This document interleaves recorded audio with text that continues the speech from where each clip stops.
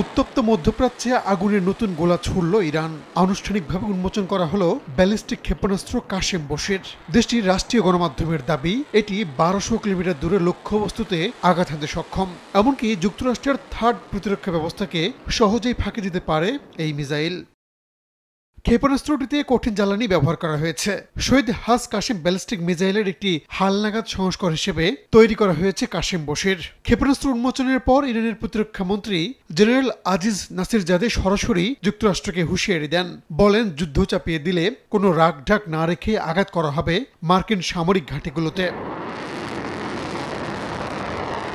এদিকে ইরানে নতুন করে ক্ষেপণাস্ত্র উন্মোচনের ঘটনায় উদ্বেগ জানিয়েছে পশ্চিমা দেশগুলো। তারা ইরানের বিরুদ্ধে মধ্যপ্রাচ্যে স্থিতিশীলতা বিঘ্নিত করার অভিযোগ তুলেছে।